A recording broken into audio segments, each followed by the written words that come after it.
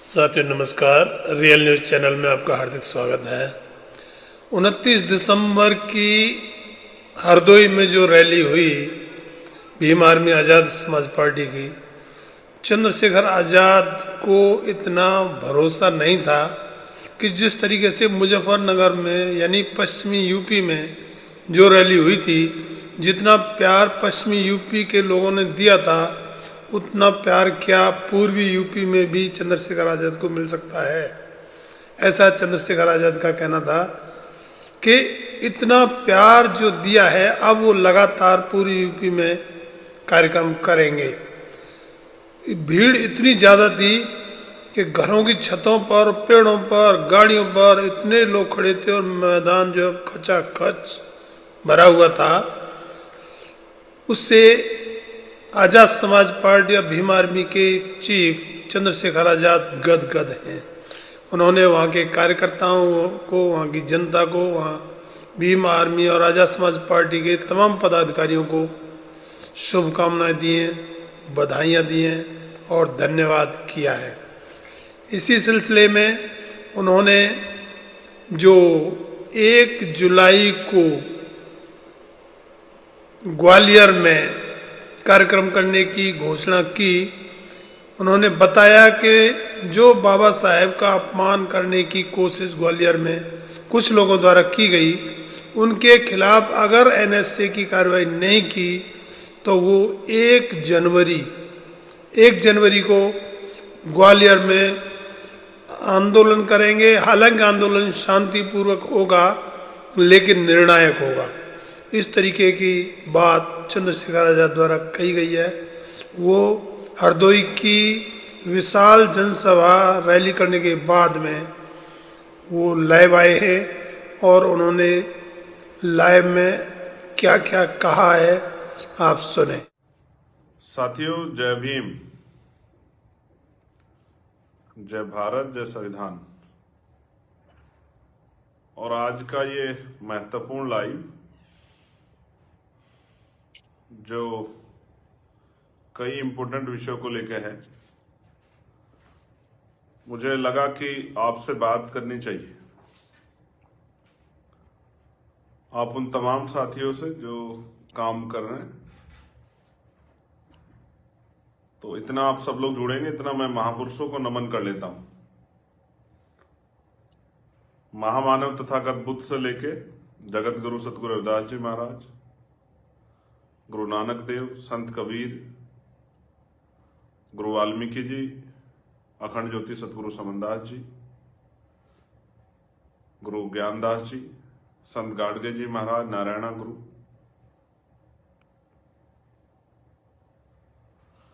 गुलाम भारत में सामाजिक न्याय के प्रोधा राष्ट्रपिता ज्योतिबा फूले, आरक्षण के जनक छत्रपति साहू जी महाराज, ईवी पेरियार रामानायकर स्वामी, पेरियार ललई यादव, बाबू जगदेव प्रसाद कुशवाहा, जननायक कपूरी ठाकुर, महामना राम सुवर्मा, चौधरी महाराज सिंह भारती, सर छोटू राम, डॉक्टर बाबा साहब अम्बेडकर, मान्यवर दीना भाना वाल्मीकि साहब, संतराम बी प्रजापति जी, बाबू शिवदयाल चौरसिया जी, ब्रह्मानंद लोधी जी,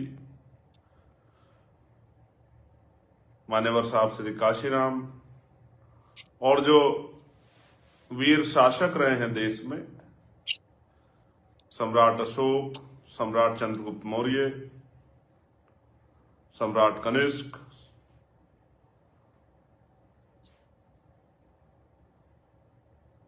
महाराजा बिजली पासी, महाराजा लाखन पासी, माँ उदादेव पासी, माँ अहिल्याबाई होलकर, माँ अवंतिकाबाई लोधी, माँ झलकारी बाई, माँ फूलन देवी, माँ सावित्रीबाई फूले, मैं तमाम वीरांगनाओं को देश की आजादी के परवाने, क्रांतिकारी, महान क्रांतिकारी वीर सपूत देश के शहीद आजम सरदार भगत सिंह, सरदार उधम सिंह, सरदार करतार सिंह सराभा, पंडित चंद्रशेखर आजाद जी,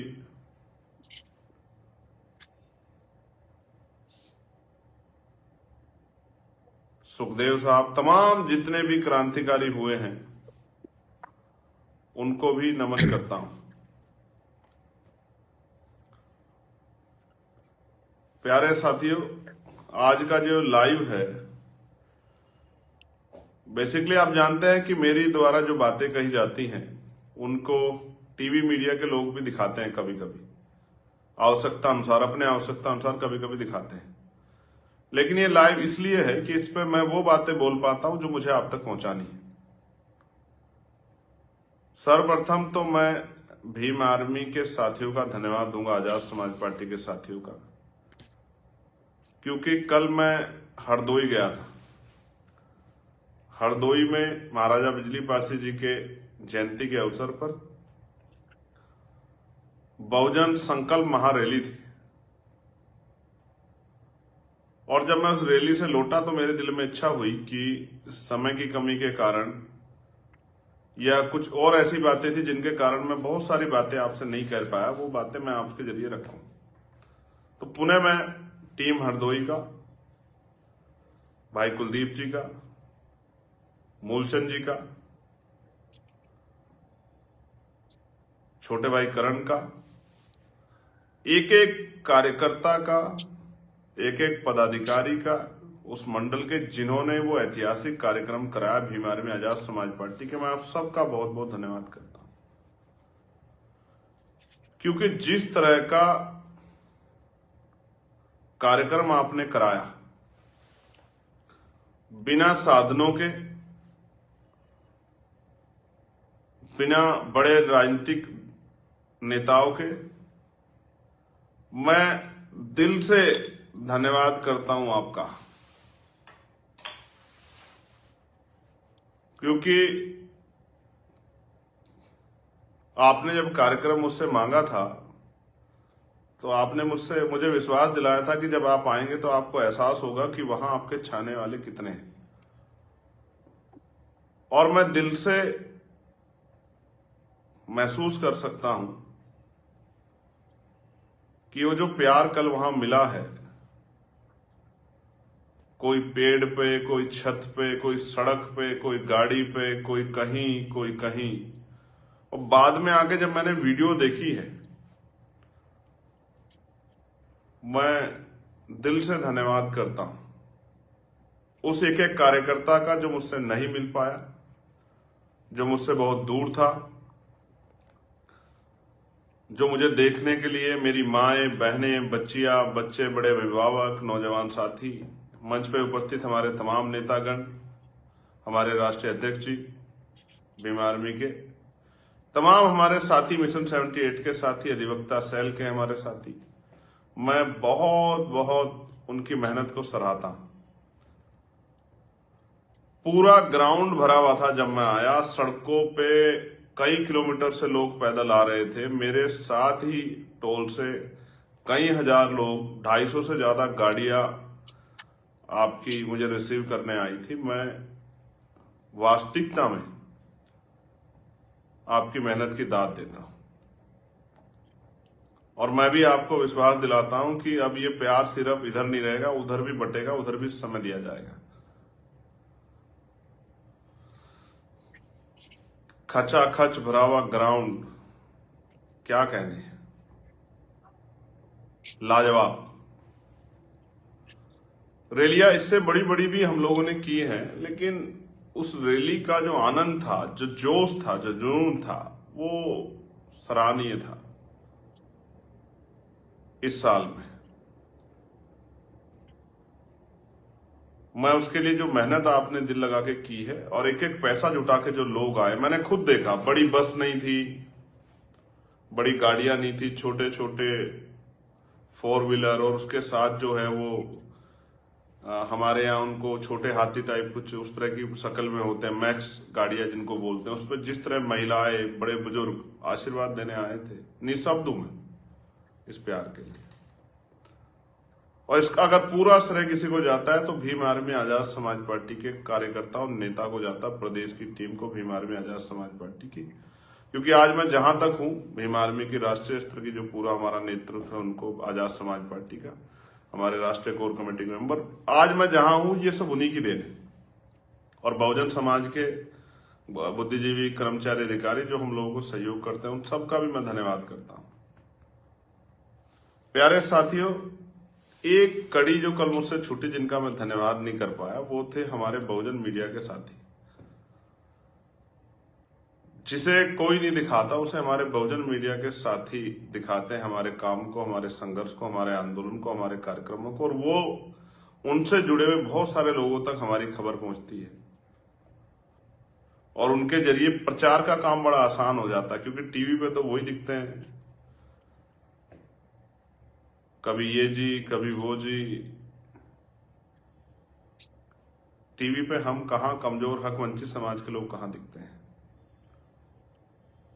और कल के लिए मैं एक इंपॉर्टेंट बात आपको बताना चाहता हूं, मुझे उस पर हंसी भी आ रही थी।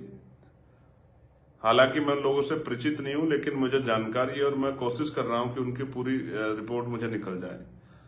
कल कुछ कर्मचारी जो हैं, जो आए तो ड्यूटी पे थे, लेकिन वो एक शानदार काम कर रहे थे। ये हमारे लोगों को सचेत रहने की आवश्यकता है भविष्य के लिए, कि वो जो हमारा साउंड सिस्टम है, जब हम बोलने आए, अध्यक्ष जी बोल रहे थे भीम आर्मी के राष्ट्रीय संयोजक, तो वो उसको डिस्टर्ब कर रहे थे। ये कई बार हुआ है, पहली बार नहीं हुआ, कई बार हुआ। भोपाल में भी हुआ था, दिल्ली में भी हुआ था,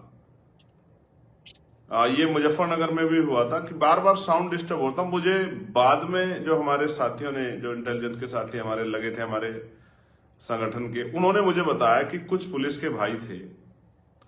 हालांकि मैं पुलिस के भाइयों से बड़ा प्रेम करता हूं और मैं लगातार उनकी आवाज उठाता हूं, लेकिन कुछ पुलिस के भाई थे, वो व्यक्तिगत कारण में या किसी नेताजी कहे पे, अपने अधिकारियों कहे पे, जिस तरह का कल उन्होंने कार्य किया है, साउंड सिस्टम को डिस्टर्ब करने का साइलेंट मोड पे।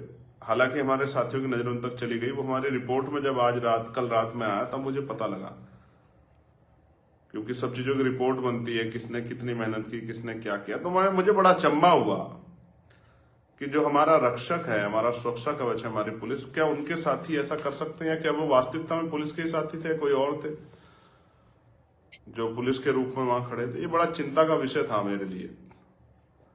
तो मैं आगे से अपने साथियों से कहूंगा कि जहां साउंड सिस्टम लगा हो, जहां से हम अपनी पूरी बात को रख सकते हैं, उसकी निगरानी आप लोग आवश्यक करें, क्योंकि आगे 4-5 रैलियां हैं। अभी हम लोग उत्तराखंड में भी रैली करने जा रहे हैं, उसकी तैयारी भी हमारी शुरू हुई होंगी। आज ही मेरी प्रभार जी से और हमारे जो राष्ट्रीय कोर कमेटी के साथी, उनसे मेरी बात हुई है। बहुत जल्द हम वहां भी रैली करने जा रहे हैं। तो ये बड़ा अचंभा का किस्सा मेरे सामने आया था रिपोर्ट में, और उन्होंने मुझे कुछ उसके तथ्य भेजे, तो मुझे बड़ा आश्चर्य लगा कि हमारे अगर पुलिस के साथी ही इस तरह की चीजें करेंगे तो ये तो खराब हो जाएगा, तो लोकतंत्र पर सीधा हमला हो जाएगा। हम लोग तो संविधान को मानने वाले लोग हैं, और मैं मान भी नहीं पा रहा हूं, मगर क्या करूं, रिपोर्ट में है तो मुझे ये महसूस हो रहा है कि ऐसा कैसे हो सकता है। और मुझे उन्होंने उनके बारे में बताया है, पूरा जानकारी दी है। कि जब मैंने उनसे पूछा कि भाई कार्यक्रम में ये जो अव्यवस्था हुई साउंड की, बार बार डिस्टर्ब क्यों हुआ, तब उन्होंने मुझे बताया कि हमने जब देखा तो हमने देखा कि 2 पुलिस के साथी बार बार तार को पैर से खींच रहे थे, तोड़ने की कोशिश कर रहे थे, उस पर वजन डाल के उसको डिस्टर्ब कर रहे थे। तो मुझे बड़ी पीड़ा हुई कि ऐसा तो नहीं होना चाहिए था। एडमिनिस्ट्रेशन पुलिस का काम हमें सहयोग करना है, क्योंकि हमने परमिशन ली है, ना कि डिस्टर्ब करना। ये बड़ा गलत है, इसमें सुधार होना चाहिए। आगे से हम लोग निगरानी करेंगे। कार्यक्रम के आयोजक साथियों से मेरा आग्रह है, जहां भी कार्यक्रम हो वो अपनी जो है वॉलंटियर की टीम, और मैं उन वॉलंटियर की टीम जो है उसको लगाए वहां। और मैं वॉलंटियर साथियों का भी धन्यवाद नहीं कर पाया था कल, उन्होंने भी बहुत प्रयास किया, क्योंकि वहां जगह नहीं थी, फिर भी मेरे भाइयों ने कितना प्रयास किया। यार मैं क्या आपके सम्मान में कहूं, जो काम बड़े बड़े दल नहीं कर पाते, बड़े बड़े पैसे वाले लोग नहीं कर पाते, आपकी हिम्मत, हौसले की मैं क्या दाद दूं।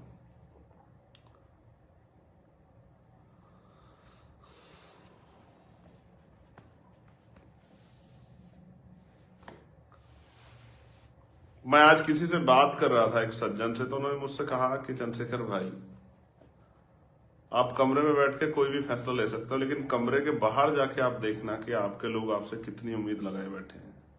वो माएँ जो खेतों में काम करती है, कंपनियों में काम करती है, फैक्ट्रियों में काम करती है, घरों पे रहती हैं, जो अपने बच्चों के लिए अच्छे सपने देख रही है, उन माओं के, उन बच्चों के, छोटे छोटे बच्चों के, जो आप में अपना नेता देखते हैं, आपके वो भाई जो आपके लिए एक आवाज पे खड़े रहते हैं, ठंड की परवाह नहीं करते, कैसे कैसे एक एक पैसा जुटा के तेल की व्यवस्था करते हैं अपने मतलब मेहनत की कमाई से, अपनी पॉकेट मनी से, और आपके कार्यक्रम को सफल बनाते हैं और दौड़ते हैं जी जान लगा के, 3-3 2-2 करके। हालांकि मैं उनसे आग्रह करता हूँ हेलमेट पहना करो, आराम से चला करो, मेरे लिए आप ही सब कुछ है मेरे प्यारे भाइयों। लेकिन मैं क्या कहूं कि कैसे बयां करूं कि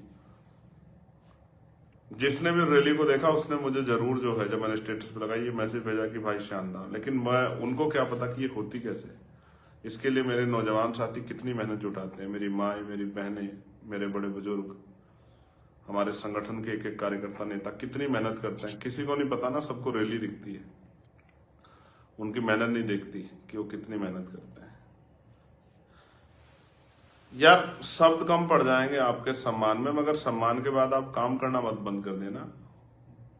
रैली आपने कर ली, बहुत अच्छी बात है, लेकिन मैं अब आपसे आग्रह कर रहा हूं, जितने भी लोग मुझे सुन रहे हैं उत्तर प्रदेश के या हिंदी भाषी किसी भी प्रदेश के, समय बलवान होता है और आपके सामने इस समय करो मरो की स्थिति है। घर से निकलो, काम करो, भाईचारा बनाओ बहुजन समाज में। एसटी, ओबीसी, मुस्लिम, जैन, सिख, बौद्ध, ईसाई भाइयों में भाईचारा बनाओ। अगर आपके अंदर स्वाभिमान सम्मान से जीने की आग जो है लगी हुई है, अंदर जोश जुनून है, तो जब तक आप भाईचारा नहीं बनाओगे तब तक कामयाबी नहीं मिलेगी। तो निकलो, बूथ कमेटियां बनाओ, भाईचारा कमेटियां बनाओ, घर से निकलो, काम करो, 1 घंटा 2 रोज। मैं आपको विश्वास कर रहा, आपके से 1 घंटे में मैं अपना पूरा जीवन जो है निछावर कर दूंगा, अगर आप 1 घंटा काम करने के लिए तैयार हो। मुझसे तो आप जो मांगोगे, जो आप कहोगे। देखो मेरी एक बात आप जानो, बाबा साहब ने हमें वोट का अधिकार दिया क्योंकि कोई और कुछ देना नहीं चाहता था। मैंने आपको कई बार बता दिया वोट का अधिकार कैसे मिला है। और बाबा साहब ये मानते थे कि कोई हमें आसानी से कुछ नहीं देगा, क्योंकि हमें तो तमाम हर चीज के लिए संघर्ष करना पड़ा है। तो इसलिए उन्होंने लोकतांत्रिक व्यवस्था में वोट का अधिकार सबको दिया। कल हमारे लोग वोट के हथियार को समझ के, वोट के अधिकार को, वोट के हथियार को समझ के और अपना भाईचारा बनाएंगे, जो पीड़ित लोग हैं, शोषित लोग हैं, और राजकाज में आके, और वो सिर्फ अपना भला नहीं करेंगे, अपने समाज का भला करेंगे। अंतिम व्यक्तित्व को भी पॉलिसी बना के, नीति बना के, जैसे हम लोग कल जिस तरह की हम डिमांड करें, हम एजुकेशन को बहुत आसान करेंगे हर किसी व्यक्ति के लिए।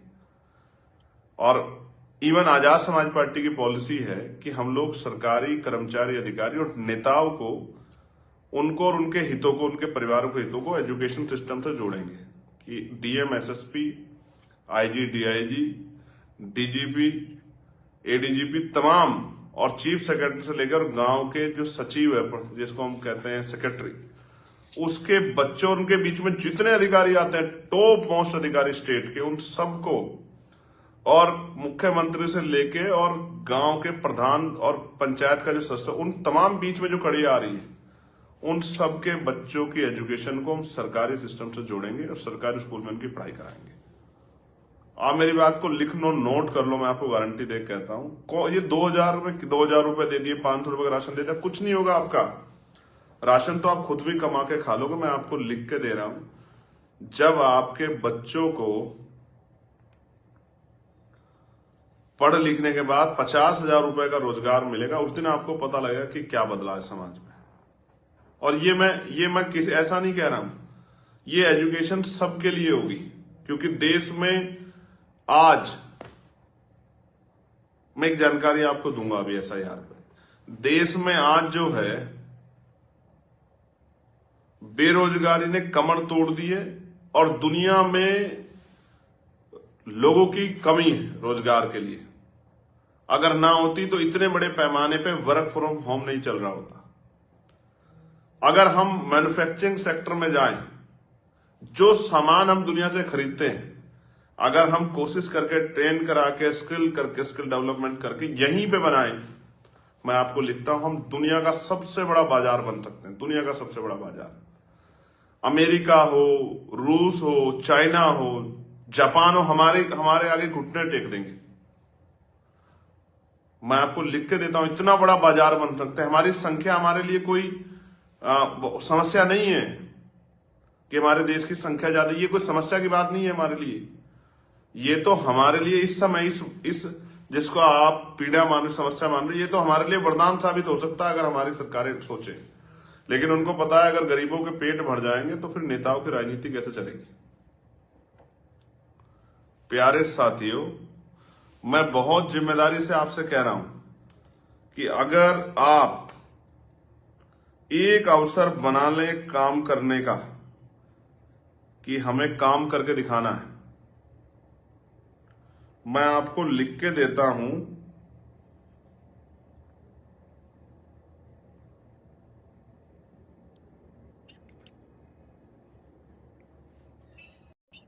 मैं आपको लिख के देता हूं कि हम देश को और तमाम नेताओं को बता सकते हैं कि कैसे काम किया जा सकता है अगर एक अवसर बन जाए। लेकिन यह अवसर तब बनेगा जब आप और मैं, देखिए कोई भी संगठन राजनीतिक रूप से तब कामयाब हो सकता है जब बूथ पे उसका कार्यकर्ता मजबूत होगा। जब बूथ पे उसका कार्यकर्ता मजबूत होगा, बूथ पे उसकी आवाज उठाने वाला मजबूत होगा, तब जाकर कोई भी संगठन, कोई भी दल कामयाब हो सकता है। जब उसका बूथ पे झंडा उठाने वाला, उसकी वोट को, बूथ की वोट को तैयार करने वाला और उस वोट को पोलिंग स्टेशन तक भेजने वाला, जब एक मजबूत कार्यकर्ता जहां तैयार हो जाएगा, जिस भी पार्टी का तैयार हो जाएगा, उसी को कामयाबी मिलेगी। उसको कोई कामयाब हो तो रोक नहीं सकता है। बूथ पे लोगों की समस्या सुनने वाला, उनकी आवाज बनने वाला जिस पार्टी का वर्कर खड़ा हो जाएगा। इसलिए मैं आपसे कह रहा हूं, आप में जोश बहुत है, जुनून बहुत है, आप भागदौड़ कर सकते हैं। मौका आपके पास है, दल आपके पास है, सिंबल आपके पास है, नेता आपके पास है, झंडा आपके पास है। लग जाओ और इस अमीरों की दुनिया को बता दो कि गरीब कमजोर नहीं है। और इस बार एक एक वोट पंचायत चुनाव में बाबा साहब अम्बेडकर के नाम होनी चाहिए, मान्यवर काशीराम साहब के नाम होनी चाहिए, ज्योतिबा फूले जी के नाम होनी चाहिए, साहू जी महाराज जी के नाम होनी चाहिए, महामना रामसु वर्मा जी के नाम होनी चाहिए, बाबू जगदेव प्रसाद जी के नाम होनी चाहिए, जननायक कर्पूरी ठाकुर जी के नाम होने चाहिए, ब्रह्मानंद लोधी जी के नाम होने चाहिए, संतराम प्रजापति जी के नाम होनी चाहिए, ईवी पेरियार रामा नायकर स्वामी जी के नाम होना चाहिए, मां अहिल्याबाई होलकर जी के नाम होना चाहिए। और एक एक वोट और एक अवसर आपको बताएगा कि आजाद समाज पार्टी कितना बड़ा बदलाव कर सकती है। जब हम लोग हेल्थ पॉलिसी जो हमने कहा बनाएंगे कि सबका इलाज सरकारी अस्पताल में होगा, आप देखना कैसे बदल जाएगा पूरा सिस्टम, जो आपकी जेब से लाखों रुपए जाते हैं। जब हम ये महंगी बिजली पे हमला करके और इसका सरलीकरण करके पुराने बिल को, 300-400 रुपए के बिल को आपको लौटाने का काम करेंगे, आपको एहसास हो जाएगा जहां 3-4 हजार में आपकी जेब कट रही। पूंजीपतियों को दिया रास्ते आसान और गरीबों के लिए रास्ते कठिन करने वाली सरकारों को जवाब देने का काम आपको और मुझे करना है। जब हम बैकलॉग भरने का काम करेंगे, जो लाखों सरकारी नौकरी आए उसको SC ST OBC में बांट के संख्या के आधार पर उनको दिलाने का काम करेंगे, आपके लाखों बच्चों को रोजगार मिलेगा। जब हम नई नौकरियों का सृजन करेंगे, जब हम ठेकेदारी को खत्म करेंगे, संविदा को खत्म करेंगे, ठेकेदारी और आउटसोर्सिंग खत्म करेंगे और पक्की नौकरी अपने लोगों को देने का काम करेंगे, कमजोर वर्गों के लोगों को, आप देखना कैसे बदलाव होगा। जो लोग नौकरी नहीं कर पाएंगे उनको प्राइवेट सेक्टर वहां डेवलप करके उद्योग धंधे लगा के उस क्षेत्र को रोजगार देने का काम करेंगे। वहां के पढ़े लिखे नौजवानों के हाथ में पैसा देने का काम करेंगे। जब वो मेहनत करेंगे, काम करेंगे, उनकी जेब में पैसा आएगा, तब वो अपनी माँ को, अपनी बहन को, अपने बच्चों को, अपनी पत्नी को, अपने बेटे को, बेटी को, उनके सपने पूरे करने का काम करेंगे। जब जब जब देखना आप किस तरह से बदलेगी चीजें। और मैं नहीं कह रहा हूं कि मैं पहला आदमी ऐसा, या आजाद समाज पार्टी की पॉलिसी है, सब कर सकते थे जिनको मौका मिला, लेकिन पता नहीं उन्हें क्यों आपका दर्द महसूस ही नहीं हुआ। मुझे तो होता है, मैं तो आपके बीच का हूं, मुझे आपका दर्द भी महसूस होता है और मैं ये भी समझता हूं कि आपके दर्द को कम करने का समय भी आ गया है। प्यारे साथियों, मैं फिर आपसे कह रहा हूं, रजिस्टर उठाइए, गली गांव में जाइए, एक एक घर बैठिए, अपनी बात को समझाइए, बूथ कमेटी बनाइए और अपनी ताकत बना लीजिए। और लोगों के सपने पूरे करने का समय हम लोग, गरीब लोग मिलकर करके दिखाएंगे। अब SIR पे मैं आपको बता रहा था 2.89 करोड़ वोट कटे हैं। और ऑस्ट्रेलिया जो बड़ा देश है और कई बार वर्ल्ड कप जो जीत चुका है, आपको जानकर अचरज होगा जितने वोट SIR में उत्तर प्रदेश में कटे हैं उससे कम उनकी इस देश की आबादी है। उनकी आबादी 2.70 करोड़ आई थिंक 2 करोड़ 70 लाख करीब है ऑस्ट्रेलिया की आबादी, और हमारे यहाँ SIR में 2.89 करोड़ वोट काटते हैं। आपके सामने तो और चैलेंज है। आपके वोट को इसलिए काट दिया गया है कि आपके वोट जो सरकार को नहीं मिलते हैं, उन वोटों को काट कर नुकसान किया, इसलिए आपके सामने तो और बड़ा चैलेंज है। जब तक अगर आप जुड़ोगे नहीं तब तक तो आप कामयाब हो ही नहीं सकते। अगर दलित, पिछड़ों, आदिवासियों, मुसलमानों में भाईचारा नहीं बनेगा, कमजोर वर्गों में भाईचारा नहीं बनेगा, SC ST OBC में, तो कामयाब ही नहीं हो सकते। इसलिए मैंने, और एक बात और इम्पोर्टेंट जब ये बात आई और हर बार आती है, मैं आपको ये बात इसलिए बता रहा हूं कि ये बहुत सोची समझी बात है, आपको इसकी समझ होनी चाहिए कि बांग्लादेश में दीपू दास की हत्या होगी, बिल्कुल गलत हुआ है। दीपू दास के हत्यारों को फांसी की सजा मिलनी चाहिए। मैं डिमांड करता हूं, और फांसी भी इस तरह से दी जाए कि उनको पूरे बाकी सब लोगों को भी वो लगे। लेकिन सवाल यही है, इस पे चुप्पी, इस पे हमसे जवाब पूछने या देश के नागरिकों जवाब पूछने के बजाय आप लोग प्रधानमंत्री जी से क्यों नहीं जवाब मांगते? प्रधानमंत्री जी को जवाब देना चाहिए जब वो शेख हसीना जी को यहां जो है शरण देते हैं और वहां जो है दलितों को मारा जा रहा है या हिंदुओं को मारा जा रहा है, तो कर क्या रहे हैं प्रधानमंत्री जी? क्या है उनकी फॉरेन पॉलिसी? जिससे जवाब मांगना चाहिए उनके नाम पे चुप हो जाते हो। सरकार से जवाब मांगो, केंद्र सरकार से।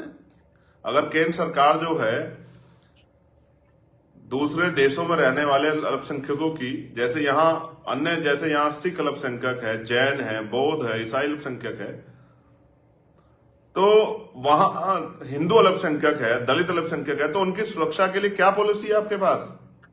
कैसे संबंध है आपके पड़ोसी देशों से? इसका जवाब सरकार को देना चाहिए कि आपकी फॉरेन पॉलिसी जो है वो फेल है क्या?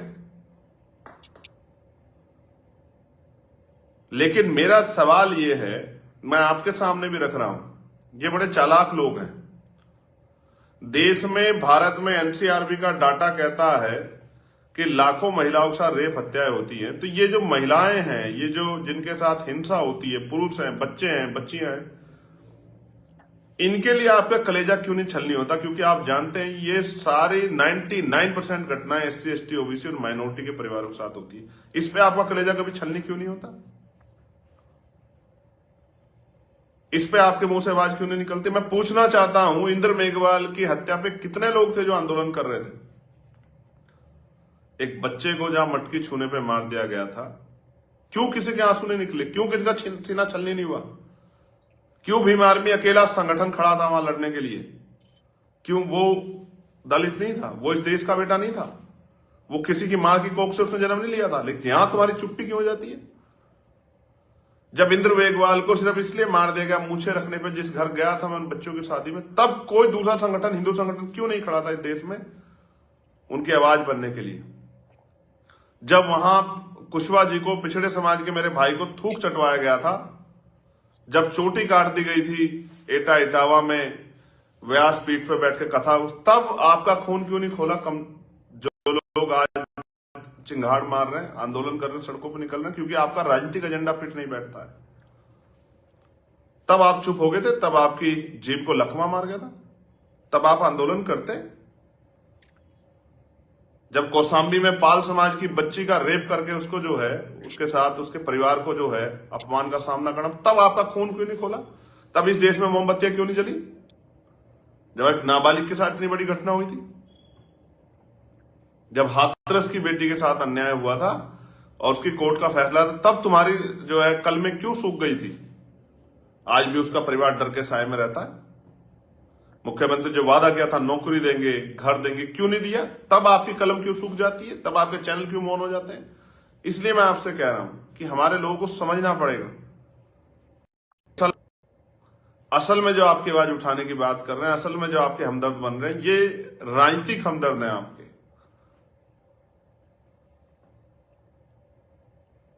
इनका प्रेम राजनीतिक प्रेम है और आजाद समाज पार्टी भीम आर्मी का प्रेम मां की तरह है, जिस तरह मां का प्रेम अपने बच्चों की तरह होता है।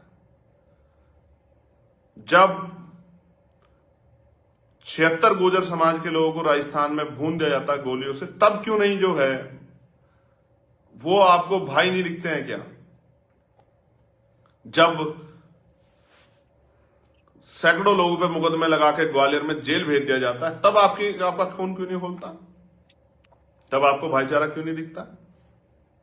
मैं फिर आपसे कह रहा हूं, हम तो कोशिश करते हैं कि हम तो हिंसा के खिलाफ लोग हैं, संविधान के रास्ते से काम करने वाले होते हैं, कानूनी कार्रवाई पे भरोसा रखते हैं, लेकिन मैं आपको सच बताना चाहता हूं, आपको समझना पड़ेगा। आप जब भी आप अपने हक की बात करने के लिए संघर्ष करने जाओगे तो आपकी आंखों पे पर्दा डालने के लिए इस तरह के तमाम षड्यंत्र किए जाएंगे।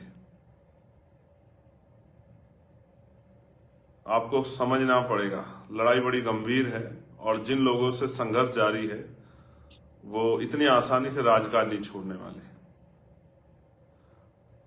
आप ही के यहां जिन महापुरुषों को, जिनमें बाबा साहब अम्बेडकर भी हैं, उनको माथा टेकने काम देश की सरकार, प्रधानमंत्री जी, गृह मंत्री जी करते हैं। उन्हीं बाबा साहब का पुतला जो है जलाने का काम किया था, और जब पकड़े जाते हैं तो कहने लगते हैं हम चंद्रशेखर का पुतला जला रहे थे। जला दो चंद्रशेखर का पुतला, कौन मना कर रहा है? आप राजनीतिक विरोध में जला दो, लेकिन अगर आप महापुरुषों का अपमान करोगे तो ये तो हम लोग बर्दाश्त नहीं करेंगे।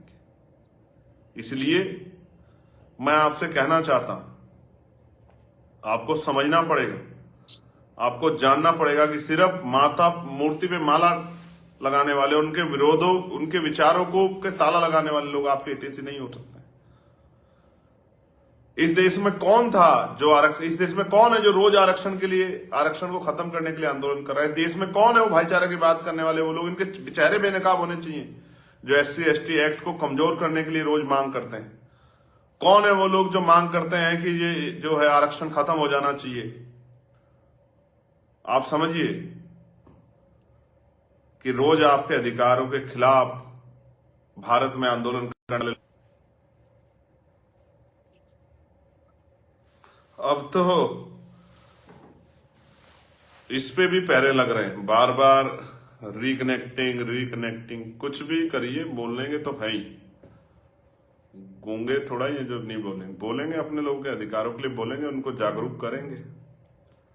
मैं आपसे अपील करूंगा अपनी बात को खत्म करते हुए, हमें सभी धर्मों का सम्मान करना, क्योंकि संविधान इसकी बात करता है। लेकिन अंधविश्वास पाखंडवाद के हम लोग विरोध में, अंधविश्वास पाखंडवाद को हम लोग स्वीकार नहीं करेंगे, वैज्ञानिक दृष्टिकोण को आगे बढ़ाएंगे। आप भारत में धार्मिक आजादी, आर्टिकल 25-26 आपको धार्मिक आजादी देता है। आप किसी धर्म को मानिए, आप हिंदू धर्म को मानिए, आप सिख धर्म को मानिए, आप जैन धर्म को मानिए, आप बौद्ध धर्म को मानिए, आप क्रिश्चियन धर्म,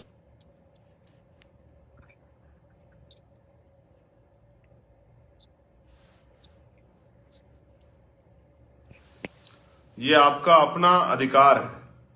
आप इस्लाम को मानिए, इसमें कोई किसी को नहीं रोक सकता है। मैं सभी से कहूंगा कि हमें सबकी आस्थाओं का सम्मान करते हुए आगे बढ़ना, क्योंकि संविधान ने के जो संविधान हम बाबा साहब ने बनाया, उसी में आर्टिकल 25-26 में बाबा साहब ने इस बात को घोषित किया है कि धार्मिक आजादी व्यक्तिगत विषय है, इस पर कोई टिप्पणी नहीं कर सकता है। लेकिन जो लोग हमारे अधिकारों के प्रति इस तरह के कार्य कर रहे हैं, घृणित कार्य कर रहे हैं, आंदोलन कर रहे हैं, उनके खिलाफ मोर्चा ले रहे हैं, और जो लोग हमारे महापुरुषों का अपमान कर रहे हैं, जल्द हम जो लोग हैं भीम आर्मी संगठन के माध्यम से गांव गांव ये बात अपील करके चलाएंगे कि जो भी संगठन जिस जाति के लोग जुड़े होंगे और वो हमारे महापुरुषों का अगर अपमान करने का काम करेंगे तो उस पूरे समाज का राजनीतिक बहिष्कार हमारे लोगों को करना चाहिए। इसके लिए भी हम मुहिम चलाने का काम करेंगे कि हमारी वोटों से नेता बन के लोग और हमारे ही जिनको हम जो हैं भगवान की तरह ही मानते हैं महापुरुषों को, उनका अपमान करने का काम करेंगे, तो ये हम लोग किसी कीमत पर स्वीकार नहीं करेंगे। इसके खिलाफ भी जल्द भीम आर्मी की राष्ट्रीय कोर कमेटी की मीटिंग बुला के और हम लोग मीटिंग करके जो है गांव गांव तक अपने संगठन की शक्ति को, आप समझते हैं कि भीम आर्मी गांव गांव में, ये हम लोग घर घर तक बात पहुंचाएंगे कि जो भी संगठन महापुरुषों के अपमान करने का काम कर रहे हैं, वो जिस जाति समुदाय जुड़े लोग हैं, वो चाहे वो सामान्य जाति के या किसी और धर्म, किसी और जाति के, उनके खिलाफ जो है स्पेशली उन्हीं को और उनको सपोर्ट करने वाले लोगों के खिलाफ टारगेट करके हम लोग जो है आंदोलन चलाएंगे कि उनको जो है उनको राजनीतिक रूप से किसी कीमत पे कामयाब ना होने दिया। उनको एहसास होना चाहिए कि कमजोर वर्गों के महापुरुषों का अपमान करके आप राजनीतिक रूप से कामयाब नहीं हो सकते। इस बात का भी हम लोग आंदोलन अब चलाएंगे, इस बात का भी मैं घोषणा आज कर रहा हूं। तो प्यारे साथियों, मैं पुनः आप सबका धन्यवाद करता हूं और उत्तर प्रदेश में जहां जहां कार्यक्रम में मैं आपसे सब साथियों से कहूंगा कि तन मन धन से जुट के उन कार्यक्रम को सफल बनाएं और मेहनत करें, क्योंकि जिस तरह की मेहनत हुई है गांव गांव जाके वहां हरदोई में, उसी तरह की मेहनत अगर आप लोग अपने यहाँ करेंगे तो आपके यहाँ भी कार्यक्रम ऐतिहासिक होगा। और उस कार्यक्रम की धन्यवाद के लिए मैं इस तरह से लाइव आके आपको धन्यवाद दूंगा। आपने मुझे सुना, बड़ी संख्या में आप जुड़े और प्रचार का काम भी किया कीजिए। जो सोशल जो अकाउंट्स है हमारे, जैसे मैं इस पे लाइव आता हूँ, चंद्रशेखर आईडी जो है, इस पे जो इस तरह के जो पार्टी कार्यक्रम पोस्ट वगैरह डलती है उनको प्रचार करने का काम जो है आप लोग जरूर किया कीजिए, क्योंकि आप ही हमारा मीडिया है, पुनः आप ही हमारी शक्ति है। आप हम पे ओवरऑल तो मीडिया तो नहीं है पैसे वाला। पुनः मैं आप सबका धन्यवाद करता हूं और कल के कार्यक्रम के लिए बधाई। साथ साथ भविष्य कार्यक्रम की तैयारी मजबूत कीजिए और बहुजन मीडिया के साथियों का बहुत बहुत धन्यवाद मेरे भाइयों का, वो हमेशा मेरी मदद कर रहे हैं। मैं उनके सहयोग को भूलने वाला नहीं, मैं आपको विश्वास दिलाता हूँ और वचन भी देता हूँ कि आपके सहयोग को हमेशा याद रखूँ। आपका भाई चंद्रशेखर आजाद। जय भीम, जय भारत, जय संविधान, जय मंडल, जय जोहार, जय लोकतंत्र, जय विज्ञान, जय संविधान। संविधान जिंदाबाद, हमारा भारत जिंदाबाद, देश की महान जनता जिंदाबाद, देश का गरीब किसान मजदूर जिंदाबाद, देश का जवान जिंदाबाद। धन्यवाद।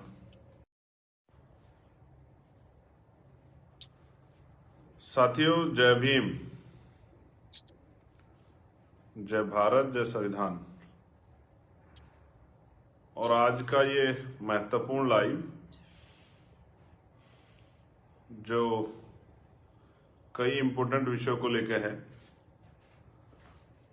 मुझे लगा कि आपसे बात करनी चाहिए। आप उन तमाम साथियों से जो काम कर रहे हैं, तो इतना आप सब लोग जुड़ेंगे, इतना मैं महापुरुषों को नमन कर लेता हूं। महामानव तथागत बुद्ध से लेके जगत गुरु सतगुरु रविदास जी महाराज, गुरु नानक देव, संत कबीर, गुरु वाल्मीकि जी, अखंड ज्योति सतगुरु समनदास जी, गुरु ज्ञानदास जी, संत गाडगे जी महाराज, नारायणा गुरु,